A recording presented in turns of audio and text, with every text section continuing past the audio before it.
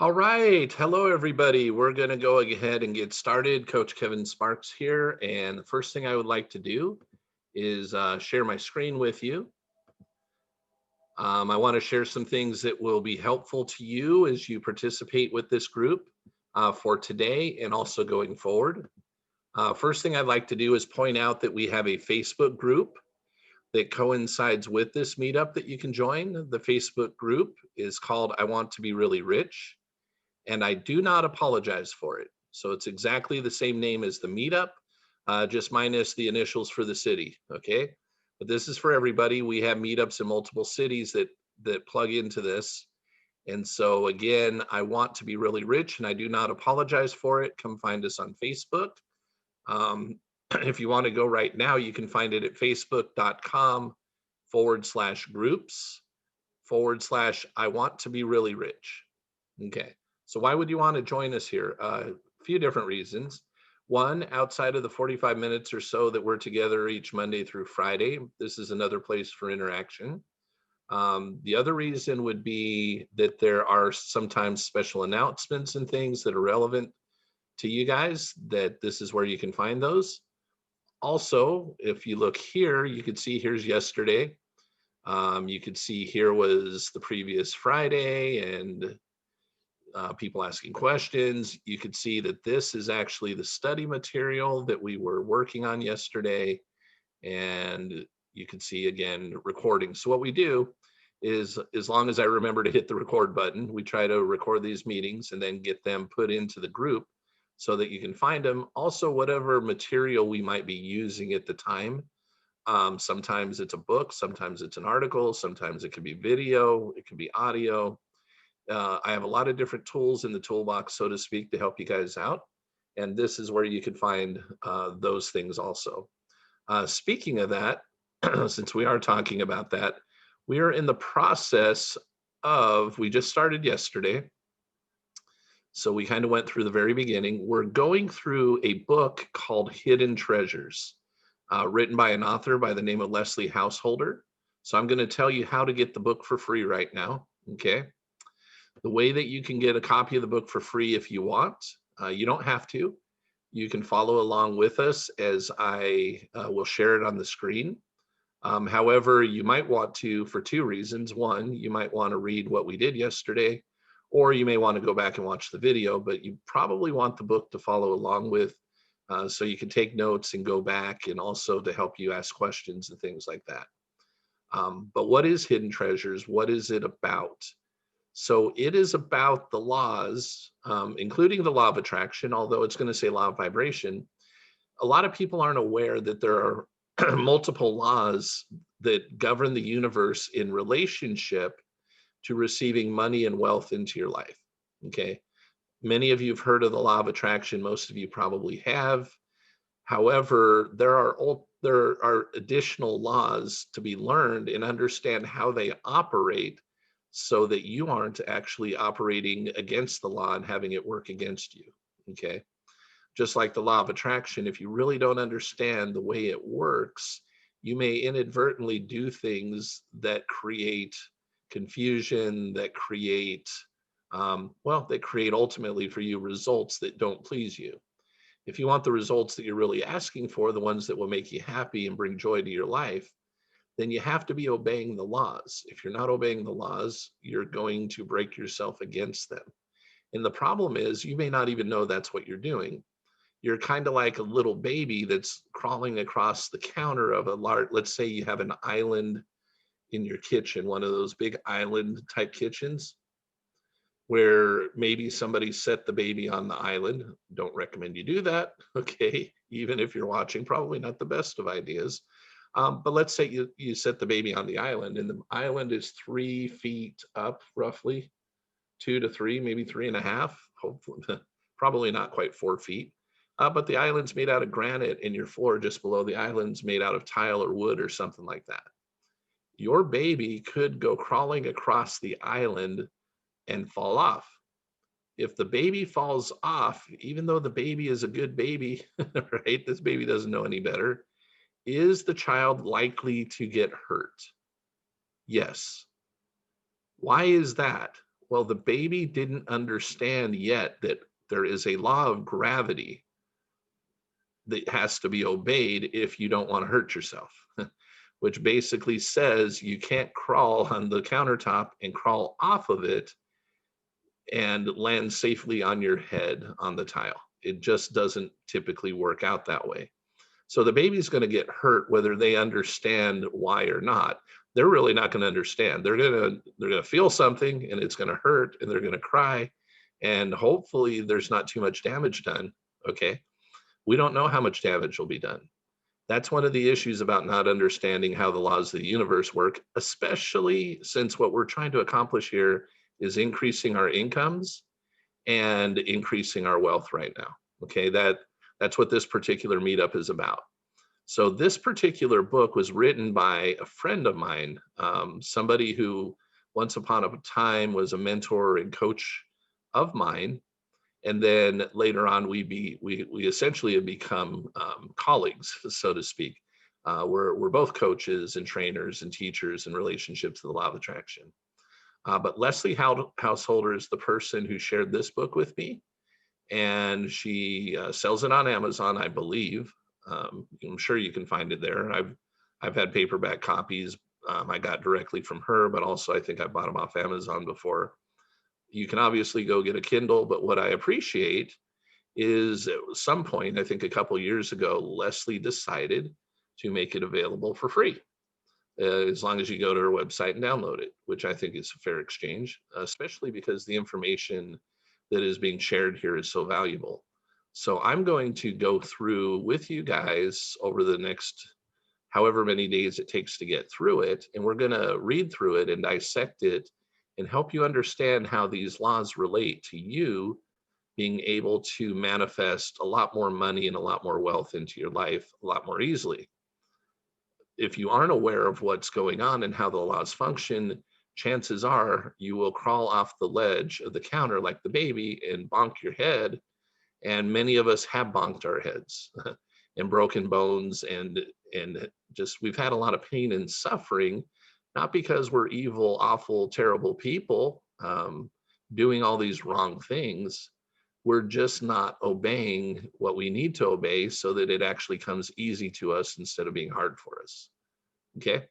So if you go to Hidden Treasures ebook, that's this website, Hidden Treasures, I'm sorry, book.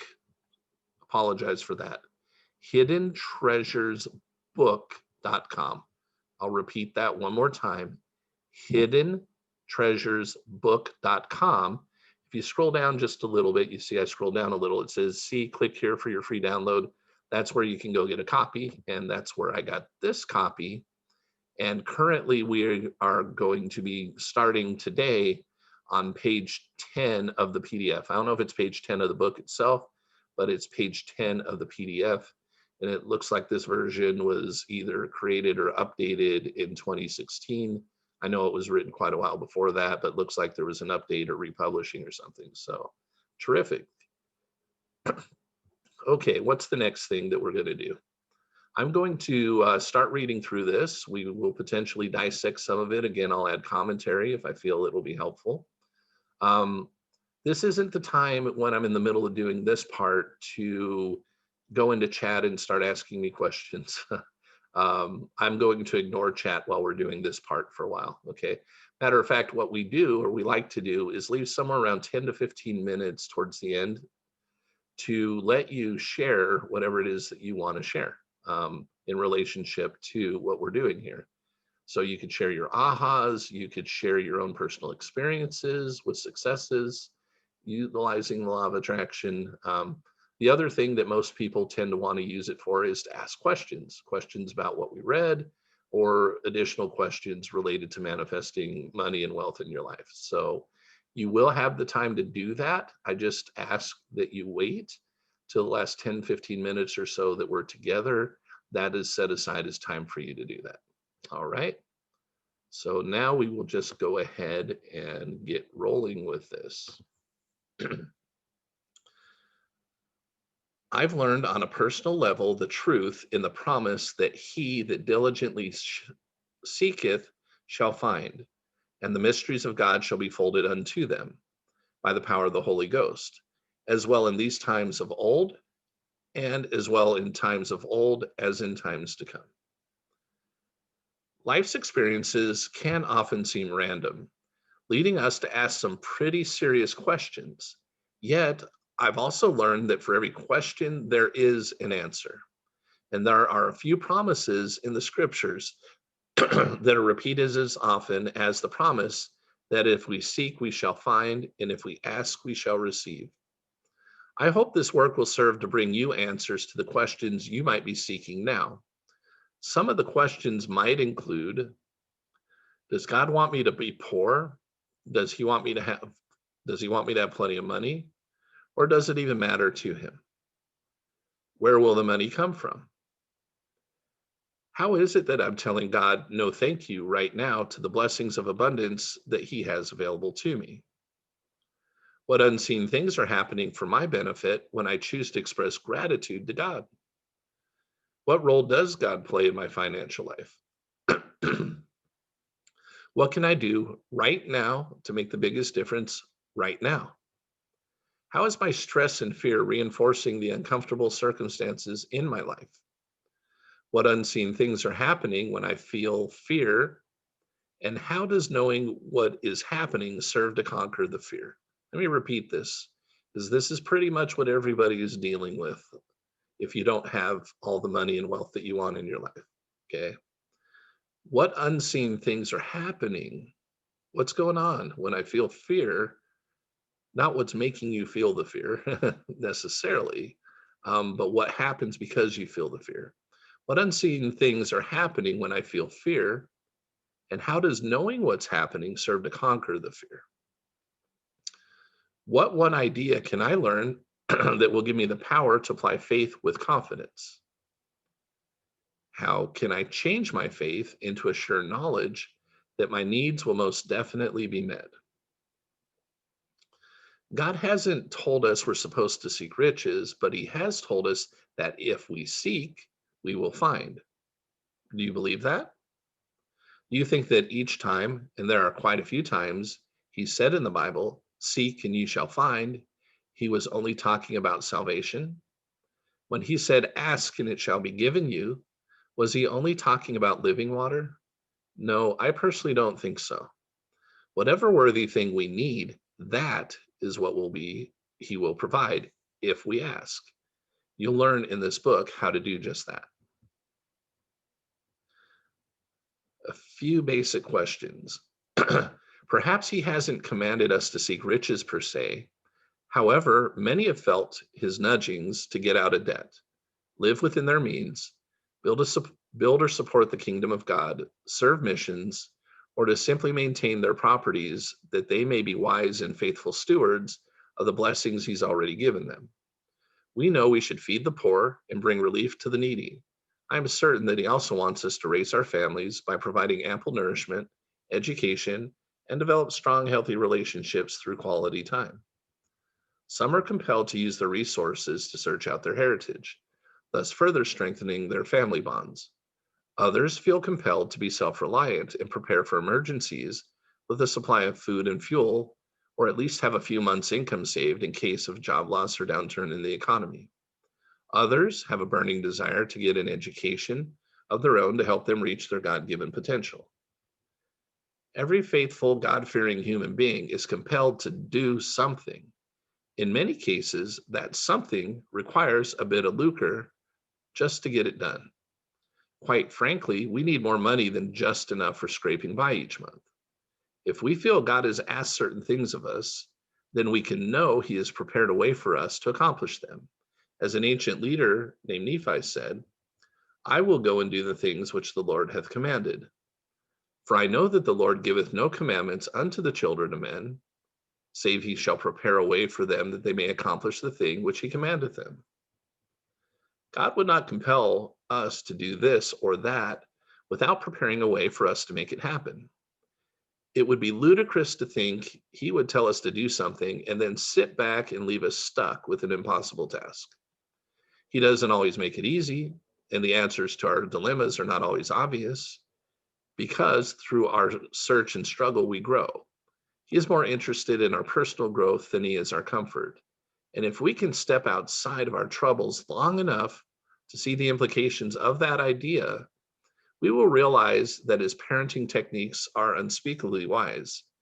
We can learn to trust him. We can trust that he will help us grow in self-reliance through our struggles. When we're able to care for our own needs, we are more inclined to search outside ourselves to help someone else.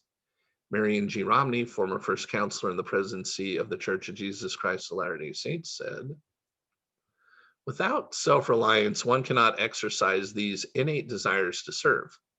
How can we give if there's nothing there? Food for the hungry cannot come from empty shelves. Money to assist the needy cannot come from an empty purse. There is an interdependence between those who have and those who have not. The process of giving exalts the poor and humbles the rich. In the process, both are sanctified. The poor, released from the bondage and limitations of poverty, are enabled as free men to rise to their full potential, both temporally and spiritually. The rich, by imparting of their surplus, participate in the eternal principle of giving. Once a person has been made whole or self-reliant, he or she reaches out to aid others, and the cycle repeats itself. And that's probably why a lot of you folks that are here with us today are here. Not only do you want to help yourself, but you have people that you love and care for that you would like to help out too. The best thing you can do is follow through with what you're learning, set the example by applying the laws to yourself in a way that helps you develop a greater income and more wealth, and then share that experience and knowledge with those around you that you care for. Everyone is somewhere in the middle of this cycle. Are we rich, needing to show humility through giving? Or are we poor, learning the hard lessons of how to graciously receive? Hopefully, we're not the kind of person who hoards his or her blessings. And hopefully, we're not the kind of poor person who takes unfair advantage of other people's charity.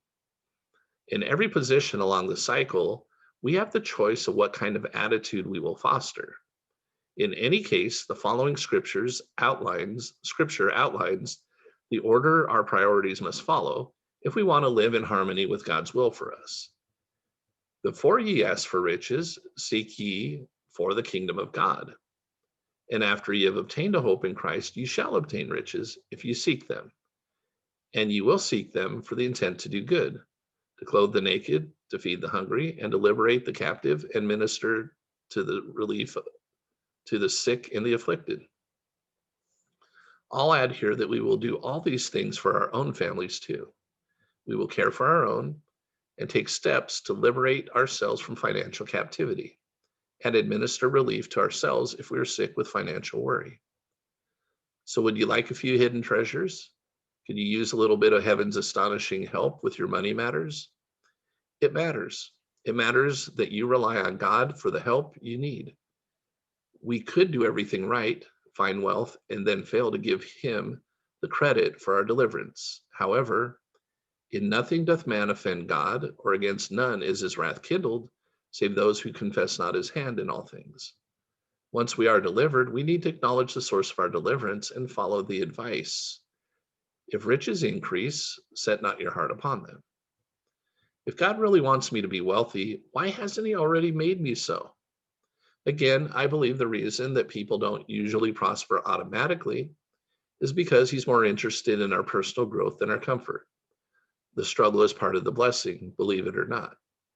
To prosper without the struggle is to never comprehend the value of the gift of deliverance. Furthermore, struggles keep us to our knees, and anything that does that is a blessing in disguise. If men come unto me, I will show unto them their weakness. I give unto men weakness that they may be humble, and my grace is sufficient for all men that humble themselves before me. For if they humble themselves before me and have faith in me, then will I make weak things become strong unto them. Even our ability to meet financial obligations can become one such strength. He allows us to suffer financial stress and worry in hopes that we will turn to him for answers. When we do, he provides those answers. Sometimes he waits until we are sufficiently humble to appreciate the answers. If I'd been given these answers too soon, I would not have felt so strongly about sharing my answers with you. In fact, I wouldn't have appreciated them. I might not have even believed them. Earlier in my life, I tried to be ultra obedient to a fault. I realize now that all those years, I was trying to perfect myself. Eventually, I caved because it is literally impossible to become perfect on our own. I hadn't yet learned how to rely on a savior to make up the difference for my deficiencies. Ironically, the answers to my financial dilemmas came after I finally gave up trying. I had gone emotionally limp and told God that if He wanted me to get out of bed the next morning, He would have to be the one responsible for it. Just about all I could commit to was to pray every morning and night for the following 2 weeks. No extracurricular service projects, no promises to be a perfect mother, no guarantee of anything but a humble heart and a commitment to pray often. I had given up trying to be perfect and told him apologetically that this was all I could promise right now. No longer did I feel angry at myself for my failings. I was in the depths of sadness to realize how hopeless I was and how I wasn't able to be perfect no matter how hard I tried. I had believed that if I was just disciplined enough or strong enough, I could have been that superwoman. But no, now I knew it would remain beyond my reach no matter how good I tried to be. I lamented my defeat and let go of any hope that I could ever live a perfect life.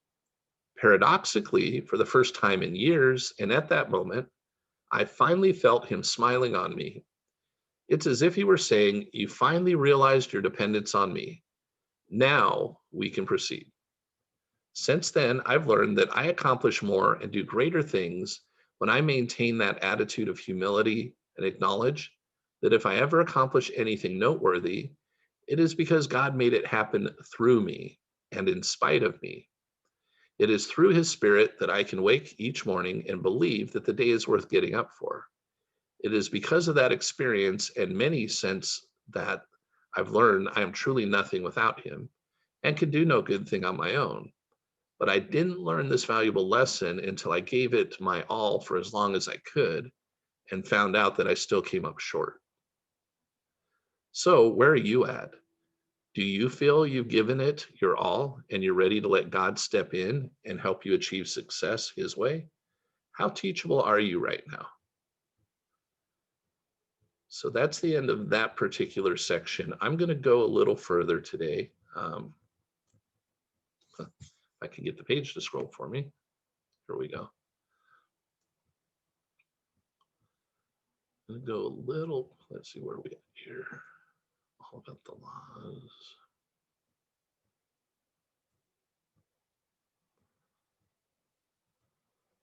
Okay. May not get entirely through this chapter, but I do want to get started on this chapter. So we'll take about 5 minutes to maybe 10 minutes here to do that.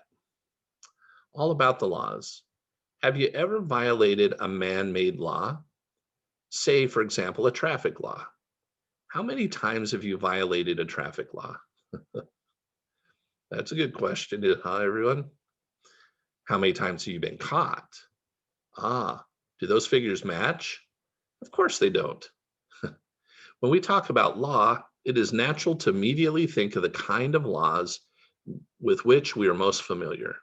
In our everyday life, we are more likely to chat with our friend about the guy who cut us off to make an illegal lane change or the new tax bracket for which we just qualified. These are kind of mushy laws, though. What do I mean by that? I mean that these laws are supposed to be strictly observed, but when they're not, sometimes the violator suffers a civil consequence, while sometimes it seems to go unpunished. So when someone tries to tell you that there are natural laws governing prosperity or success, there is a tendency to think, I wouldn't bank on it. It may be true, but I wouldn't count on it working in every case. Or sounds like a get rich quick scheme. They're only after my money. Or there's no such thing as one formula fits all to making money. Let me explain something. When you think of law, don't think of man-made laws. They're just not absolute enough to compare with the ideas I'll be presenting here. When I say law, rather think of something like gravity. Gravity is a natural law, a law of nature that is dependable and constant. You don't have to believe in it. You don't have to like it. In fact, you don't even have to understand it, but you are still subject to it. Everything is subject to it. When we seem to defy it, it is because we're using other laws. Hence, by the way, everybody, that's why you're going to learn more laws than just the law of attraction, so that you can actually do a better job of attracting more money and wealth into your life, because there are multiple laws that can help you out. When we seem to defy it, it's because we're using other laws, which are dependable and constant as well. We can use our knowledge of laws to our advantage. Ignorance of the laws leaves us limited in our abilities. One thing I like to point out at this stage of the game is the following idea, with reference to the fact that you don't have to believe in a law to be subject to it. Picture this. Suppose that you have a firm belief in mind over matter. You choose not to believe in the law of gravity. You decide that you don't want to be subject to it anymore. So you get to the edge of a cliff and, with all the positive thinking you can muster, you step off.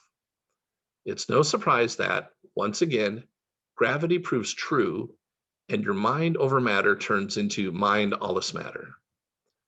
Mind over matter is a true principle, don't get me wrong, but it only works when we apply it in harmony with natural laws. Remember that as you read on, because if you find that you're having a hard time believing any of the laws that I'll present, so be it. Just remember that it'll save you from a lot of pain if you choose to believe them anyway. More about law. I think man-made laws, such as traffic laws, should rather be called traffic codes of conduct. Tax laws should be called tax rules. We need them, but they aren't as dependable as the term law would indicate.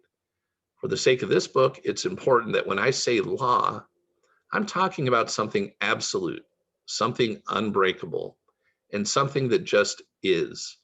You cannot break a law. You can only break yourself against it. If you violate the law, you will most definitely be sorry you did. And unfortunately, there's no mercy if you're ignorant. The consequences will come regardless of your understanding of the law.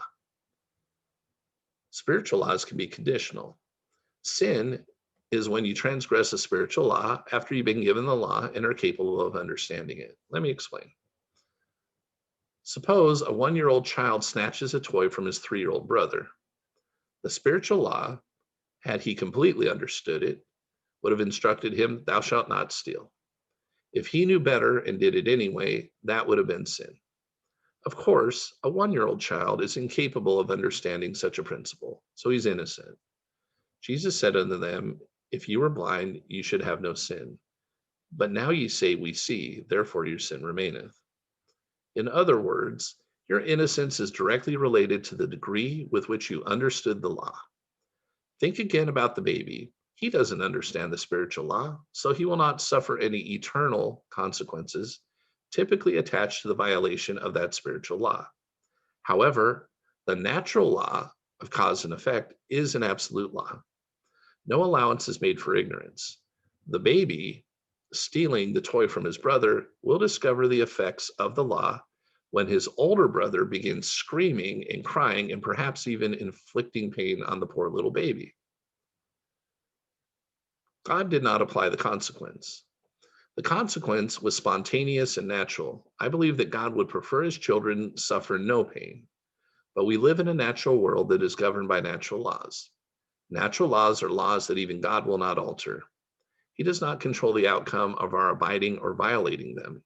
However, he does understand them perfectly and tries to teach us through the scriptures and his prophets how to live in harmony with them so that perhaps by our obedience we can avoid many painful natural consequences. The beautiful thing about understanding the laws is that if we choose to live in harmony with them, we will also be following God's spiritual laws because they're in harmony with each other. We will find that we can enjoy happiness, peace, and abundance now and eternal joy in the hereafter, What more could God want for his children? There is a law irrevocably decreed in heaven before the foundations of the world, upon which all blessings are predicated. And when we obtain any blessing from God, it is by obedience to that law upon which it is predicated. There are laws attached to good health, loving relationships, and yes, even to wealth. Are we supposed to be poor? What about Matthew 19:24? It is easier for a camel to go through the eye of the needle than for a rich man to enter into the kingdom of God. How do we deal with that concept? We look at the context in which it was probably written. I've heard it said that in the days of Jesus, the eye of a needle represented an entryway to a city. It was small enough for a camel to enter only if the camel crawled through on its knees. This is symbolic of humility and a willingness to remove all extra baggage so we may squeeze through. So if we want to live prosperously and we want to still go to heaven, we must be certain that our heart is in the right place. Would we be able to give it all up? Jesus said unto them, if thou wilt be perfect, go and sell that thou hast, and give it to the poor, and thou shalt have treasure in heaven, and come follow me. But when the young man heard that saying, he went away sorrowful, for he had great possessions. Can we prosper and still maintain our humility and obedience to his commandments? We're warned that it is a hard thing to do. But what's the alternative? Is it better to remain needy? Or could we do a lot of good for his sake if God showed us how to prosper? Consider this. Satan would have us believe that we're better off poor. Why? Because if all God-fearing people are broke and needy, and all the unscrupulous people are wealthy, who will run the media? Who will become the political leaders? Who will make the movies and design the fashions of the day? Who will have the greatest influence on society? Fellow principled people, we need abundance. Fear not to prosper. Increase your devotion and hold fast to righteous principles, but let him prosper you. The competitive versus the creative plane. Let's see how long that one is. We're going to go ahead and make that the place that we start tomorrow. This is going to be really good. Okay. Competitive versus the creative plane. All right. So here we are together. Hey, a few more of you joined us. Awesome. Good to see you. It's your first time here. Welcome, welcome. If it's your 10th time here, welcome, welcome. Glad to have you here, no matter how many times you've been here. Awesome. Okay, so this is the time when we have the opportunity to share maybe what stood out for us as we went through what we were reading and studying. Maybe something that, again, that stood out for you that might make a difference in your thinking. Maybe an aha that you've had. Also a time maybe to share your experience as far as relating to what Leslie's teaching, and not just what she's teaching, but maybe some of the thoughts and feelings she's had as she went through the process of learning how to attract more money and wealth into her life, and some of the challenges that she faced because of the programming and beliefs that she had prior to getting some additional knowledge, awareness, and training and programming. The other thing you could do is, if you have some personal experience successfully utilizing the law of attraction, and maybe you've overcome some of the deficit of your previous life where you were told that it wasn't good to have money, but you're able to overcome that, and now things are going well for you. That would be cool to share. Or you can ask any questions in relationship to what we're reading and studying, or in relationship to manifesting money and wealth in your life. So if you have any of those, any comments or any questions, anything you'd like to share, just come off of mute and start sharing, and we'll go ahead and take those in the order that you come off and share. So does anybody have anything they'd like to share?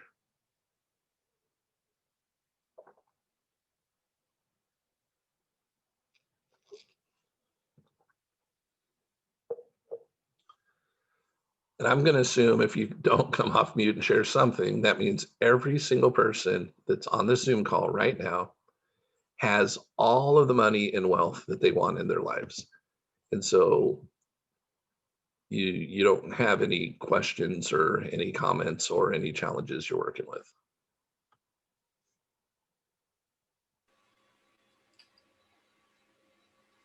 Hello, can you hear me? I can hear someone. Okay, this is Justin. Well, hi, Justin.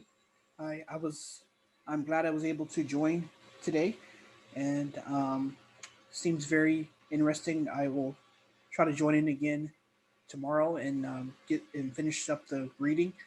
But as especially as a Christian, it was good to hear. Sometimes I've struggled with, how much money is too much, and so good to hear from a Christian perspective that there's nothing wrong with prospering. Awesome. Awesome. And by the way, for those that are on here that aren't Christian, maybe you're of another religion or maybe no specific faith at all, but you do believe in some higher power, don't let any of this get you hung up, okay? Because the laws that she's going to explain those as we go forward, your religion isn't going to matter, okay? A law of gravity doesn't matter what your religion happens to be, right? I mean, you either can obey it or you can hurt yourself with it. You can follow it or disobey it, but regardless of your religion, that's not going to change the outcome of how the law of gravity works. So, but yes, I've found that a lot of people, particularly that are religious and maybe even more particularly Christian, have been taught throughout their growing up years, whether it was meant to be that way or not, I don't always know. But unfortunately, there are things that get a little bit confusing about, who can or can't make it to heaven and what money has to do with it, if it has anything to do with it. And truthfully, my favorite statement I've heard is that money isn't good or bad. What money does, though, is money is a magnifier. What does that mean? If we tend to be a good person that would do good things, then the more money we have, the more good we're ultimately going to end up doing. If we're a person that is not likely to do good things with the money if we received it, then it would be preferential that you don't have it. Because not only you're going to wreak havoc, with other people's lives. And I really love that we're going to be talking about the creative versus the competitive way of receiving money and wealth when we go into this tomorrow. That's what we're starting with. I appreciate your comment, Justin. I did have a follow up question. Okay. Do you go into at all earning uh, residual income? That's something that I've been interested in. Okay. So what I won't be doing, but you'll know what to do. Okay. I've been a business in addition to teaching and coaching law of attraction. That's my mission pretty much now going forward for the rest of my life. Um, I I'm 52 now. I was able to learn what I'm sharing with you and then become a little bit better and a little better and a little better at it over time. And so I haven't worked for anybody for the last, as far as like as an employee, for the last now 14-ish years, coming up Oh, on nice. 15 years. And I focused more earlier on the processes and systems and the how-tos of entrepreneurship and creating businesses and investing in things and creating passive income, la la la. And so I've done those different things. And what I found, though, is that there are a lot of people that have tried to do those things unsuccessfully, not because they weren't getting the right instruction of the how to, if that makes any sense to you, but because of their subconscious programming fighting against them. So when your subconscious programming tells you, it's not like you're choosing it and it's like what you want. Okay, I'm just telling you it's a program that's in there, and everybody has this at some level. But let's say, Justin, as a for instance, I have no idea how much money you make. I'm going to make up a number if that's okay. Sure. Okay, $40,000 a year. I'm just throwing that out there. And I don't know if you're single or married, doesn't matter. You're a single person making $40,000 a year, right? if you want to replace that income passively, and let's say you want to make $10,000 a month passive income, or it could be active income, but I'm just, it's more than you're earning now, right? And that's what you want to do. There's a lot more behind why you want to do that than just to throw out a number, okay? And what's behind that is actually way more important, and a lot of people don't understand that. But let me just put it simplistically. If your subconscious programming says the lifestyle that Justin lives, $40,000 will pretty much afford that lifestyle, and that is what you've been programmed to receive, whether you like it or not, that's what your subconscious mind is going to pretty much help you receive. And when you try to venture outside of that without changing your subconscious programming, you're fighting against something that's stronger than you are personally. So you may succeed. Let's say you're in sales of some sort.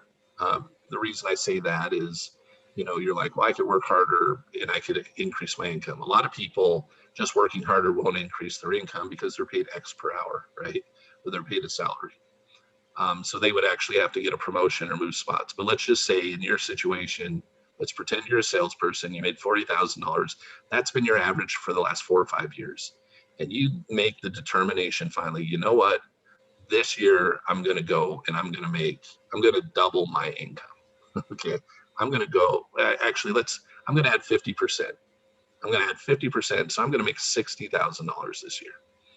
And you make that decision without actually working to reprogram your subconscious mind and without changing your self-image.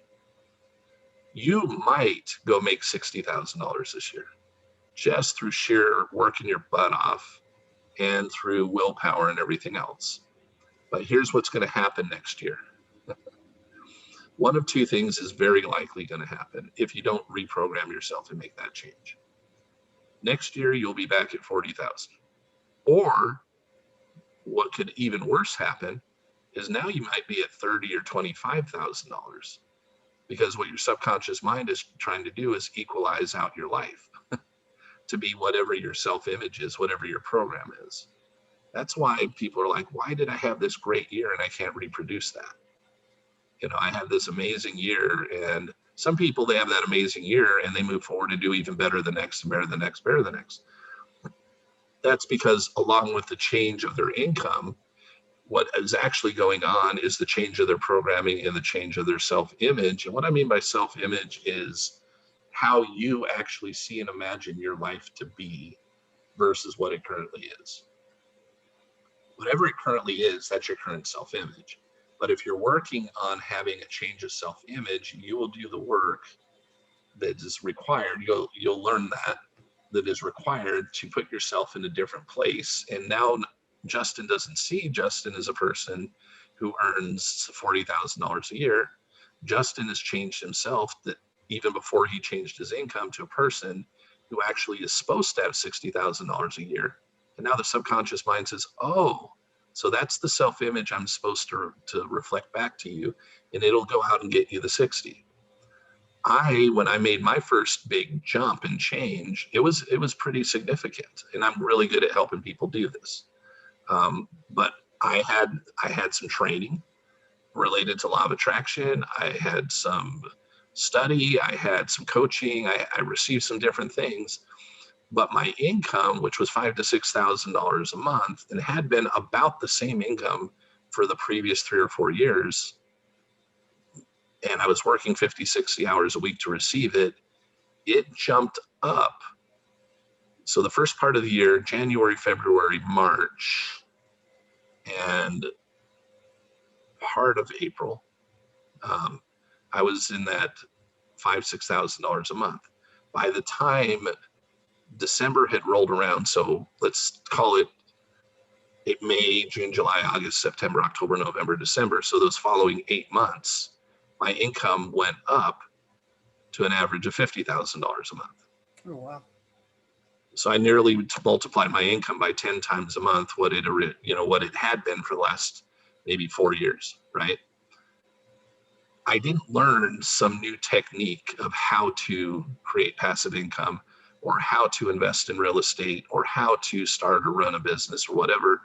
What I pretty much had was the knowledge and skill and ability I already had. What I now had, though, was new programming and a new self-image that said, oh, Kevin lives this kind of life now. And I didn't even set a goal for that specific amount of money.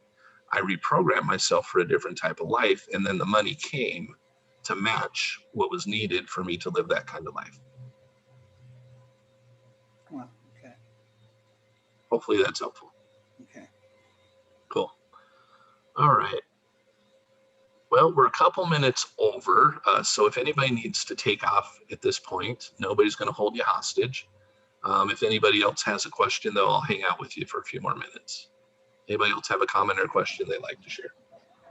I just something I might have missed it. So just you don't have to respond. But like did you go over the reprogramming? Have you before, or did you today? Okay. Like yeah, no, that's cool. Did not today. Okay. I will tell you really. I'll tell you. Yes, I've kind of gone over it. If you go through, so we've been doing this now for roughly 3 weeks. I think we're about 3 weeks, 3.5 weeks into this. I forget exactly maybe 4th or 4th week. I'm not sure. I've gone through some of that. However, in like 45 minutes, it's never something I could fully go in 100% depth on in 45 minutes, right? In a general sense, though, the way to reprogram a subconscious mind is through one or two things that programmed it in the first place.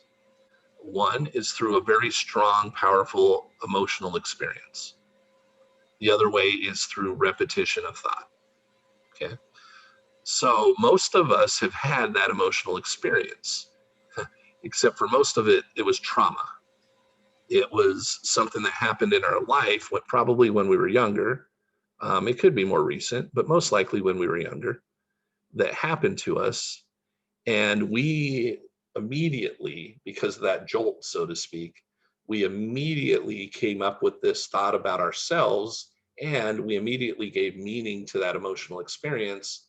Let's say that we were teased or picked on or made fun of. A couple things might have happened depending on how that hit us. One could be that we started to tell ourselves that we're not as good as those people picking on us. The other, and we go into some kind of shell. And we try over time to change and everything, but when things emotionally reflect back to us something similar to that experience that we felt was awful, we tend to clam up and shut down. So that could be with anything. I'm just using that as a for instance. The other thing, if we were picked on, like somebody came and hurt us, I'm never going to be hurt again. And what do? We actually go out in the world and attack everybody before we can be attacked, because we're trying to protect ourselves. That's not a good way to do things either. But we make strong decision based upon a subconscious program, and it's almost instantaneous that becomes our program and starts running our life. It can happen in a positive way too.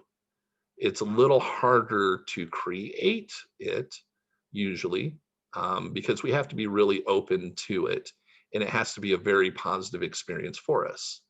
But any of us that are parents, for instance, if we saw the birth of our child, the love that we had for our child when that child was being born, for the majority of us, I know some people, that situation may not have been good because of the relationship with the significant other or something, but for most of us that were in a loving, caring relationship, and then we have a child, and then we watch that child being born, that is a major experience. And that creates some instantaneous programming about what it's like to be mom or dad, and what that baby means to us, and how we're going to go about doing things with that child. Not everything we're going to do, but that would be a positive side experience that would change us almost instantly. On the other side of it is the repetitive repeating the same thought over and over and over again. And as it gets repeated over time, more emotion is added to that thought, and more emotion is added to that thought, and more emotion is added to that thought. Eventually, the subconscious mind will say, okay, this isn't the way things have been in the past. but you've now convinced me that this is the way things ought to be going forward. So I don't care what your past is. I don't care what you've done or not done. What you've now told me is this is how it should be, and you've reinforced it over and over again to the point where I now am going to accept it and say, fine, then that's what should be normal for you. So I'm going to help you receive it in your life. And you're going to start seeing over time that what you get in your life will start reflecting what you want, what you purposely put in there versus what you didn't want. But on the same side of it, most of what's gotten into our subconscious mind has been repetitive, but it hasn't been us repeating good messages to ourselves. It's been the outside world repeating whatever messages it's been giving off through our parents, through our relatives, through our associations in the world, through social media, through entertainment, through the radio, through music. It doesn't matter.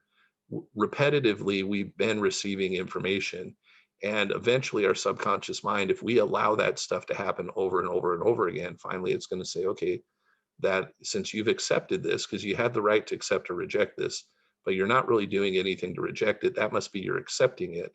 So that is going to become your program. Well, if that has been crap that's been going in, then only crap can be reflected back to you.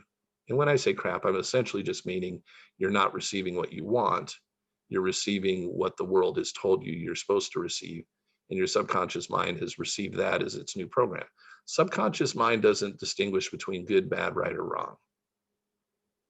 It just wants to know what is normal. What is yourself? What is your image of yourself?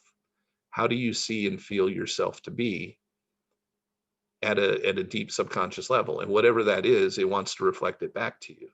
If you don't like the results you have in your life, going and trying to fight against your subconscious to change it is a losing battle. So there are easier ways to reprogram that are more fun and enjoyable, and different people do some different things. When I coach people, because that's what I am as a coach, I get to know the person a little more intimately, and I may tell you, it was your initials up there were GR, I don't know what your name is.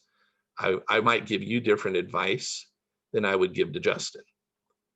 As I get to know you and understand, your personality and your likes and dislikes and what makes you tick versus him. We're all human beings, but there are some people receive the programming and change faster doing some things than others will receive it faster doing other things.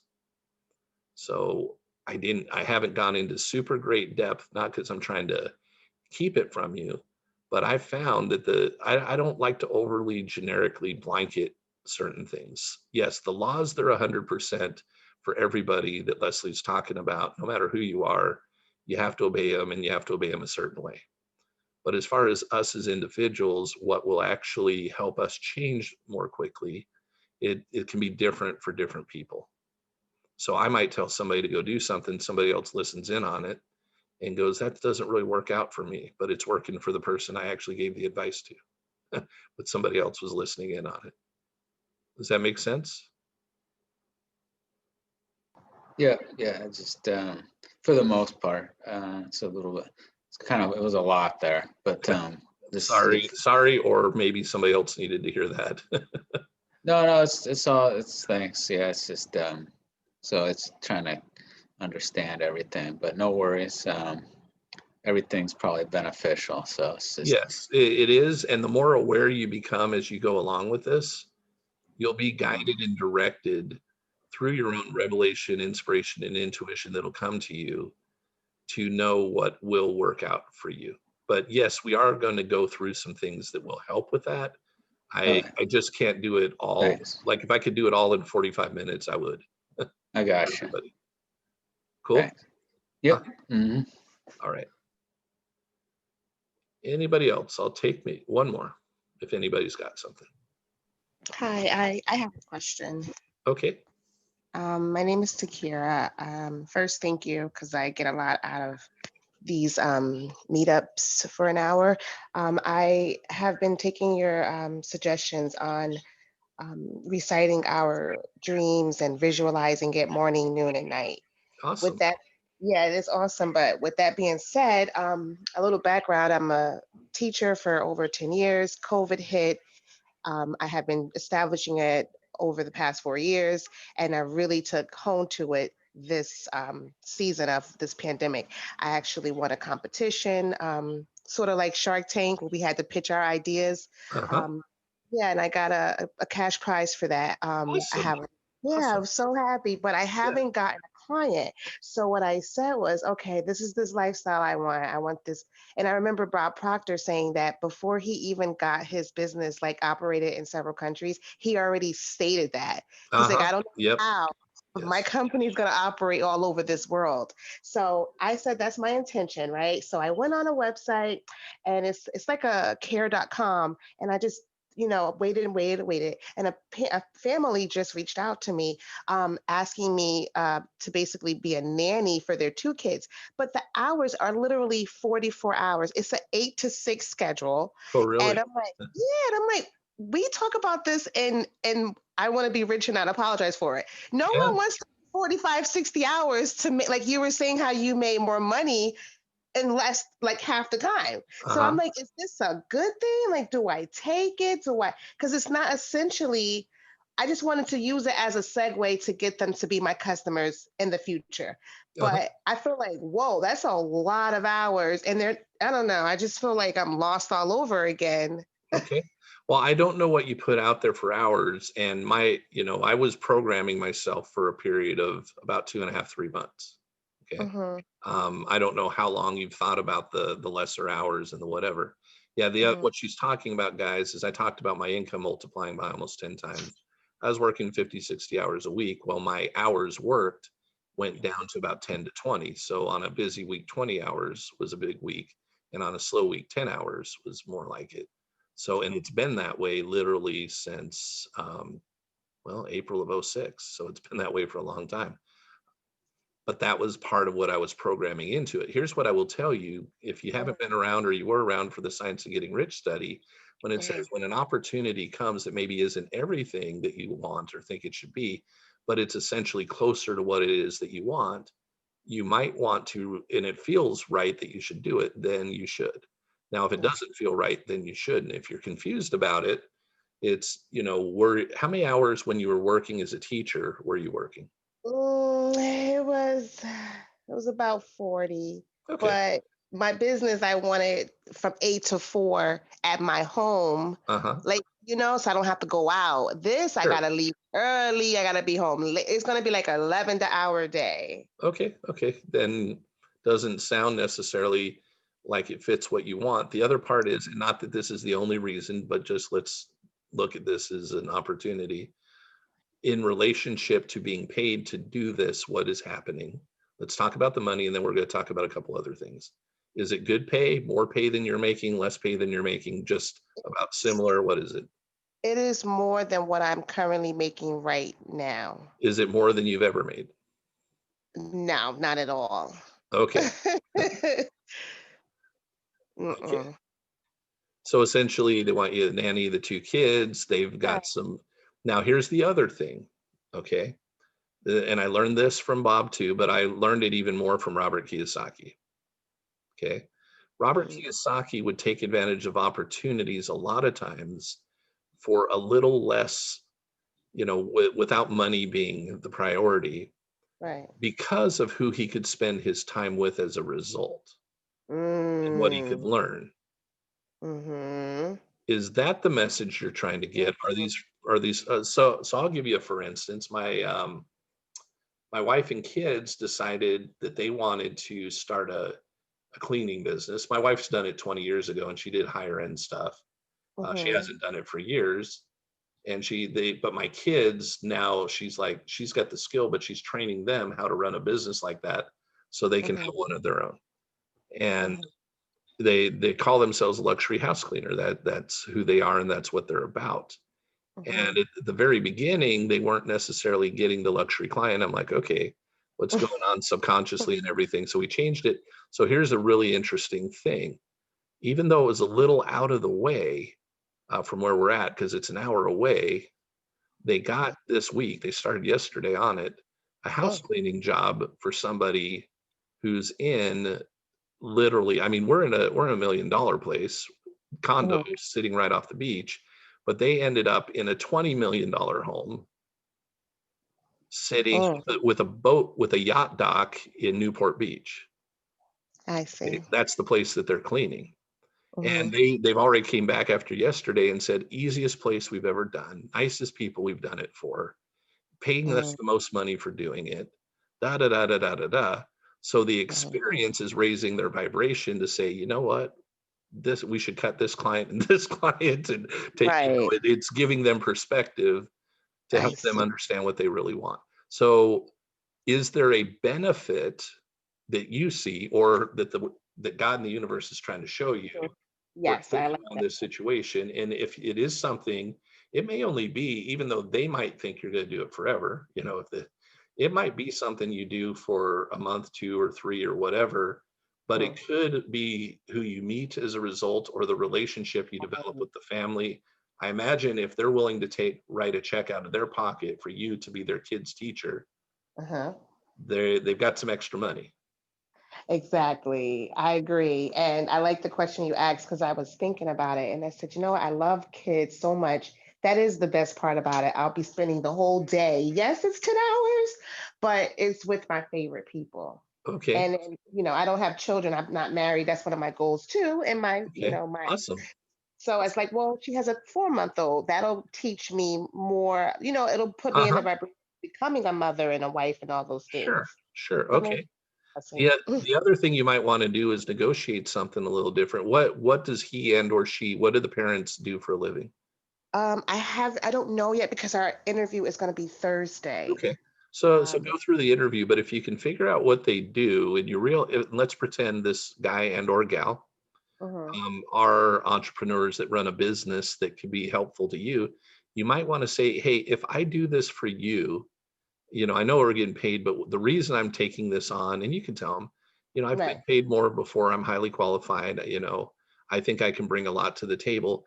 I would like something though, a little bit in addition. I would like, maybe a little bit of mentorship around how to get things up and running for myself. Mm, that's a good one. And I was also thinking that they would know other parents. Uh-huh. So when it is Uh-huh. time to open up a center, there's my clientele right there. Like it's kind of like a no-brainer. So, okay, maybe I will just take it. Well, again, whatever, it's got to feel right. But it sounds to me like it's like, well, it does. Again, is it a way to make a step forward? Does it feel like you're supposed to do it, but you're a little disappointed because you wanted a red car and it turned out to be yellow? Yeah, you know Yes, what I mean? Um, because that exactly. doesn't mean you won't get a red car later. It just means that you got a yellow car right now, which is more than what you had.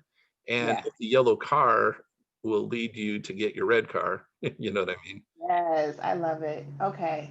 Yeah. Thank you. Thank you, Kevin. Yeah, you're totally welcome. All right, everybody. We've done an hour and 5 or so. I appreciate you spending the time with us today, and hopefully you will be with us in the days to come. Thank you guys and have a wonderful day. Thank you, you too. You're welcome.